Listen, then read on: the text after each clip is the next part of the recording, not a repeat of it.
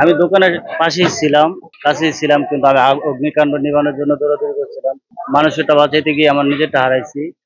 দুঃখ নাই, কিন্তু তারপর এই অগ্নিকাণ্ডে যা ক্ষয়ক্ষতি হয়েছে তাতে আমি সবচাইতে মানে ঋণগ্রস্ত হয়ে গেলাম আর কি। আমার কিছু ঋণ আছে, সেগুলোর ভিতরে আমি ঋণ হয়ে গেছি। এখন দেখতে তো পারতেছেন যা অবশিষ্ট আছে কিছু চাউল, এগুলো কোনো কাজের না। 20-25 লক্ষ টাকার মাল ক্ষতি হয়েছে। আমার এই ব্যবসাটা প্রায় 8 বছর। আমার সারা জীবনের সংকৃত দিয়ে অর্থ দিয়ে আমি এটা দাঁড় করাইছিলাম। না, সরানো সম্ভব কিভাবে হইব? আমি তো ছিলাম মানুষেরটা বাঁচানোর জন্য। আমরা আগুন নেভানোর জন্য দৌড়াদৌড়ি করছি, কিন্তু নিজেরটার দিকে চিন্তা করি নাই যে এতটুকু নিজের ক্ষতি হইব। সেটা বলতে পারি না কি করব, কিন্তু আল্লাহ পাক জানে। দেখি কি হয়। আল্লাহ ছাড়া তো আর কিছু করার নাই। দেখি কিভাবে ঘুরে দাঁড়ানো যায়।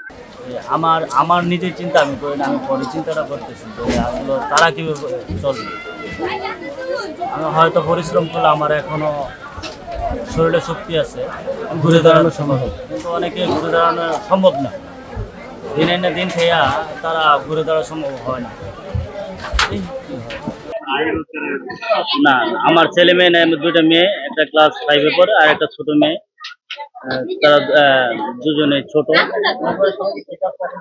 জি জি, পরিবারের সবাই ঠিক আছে।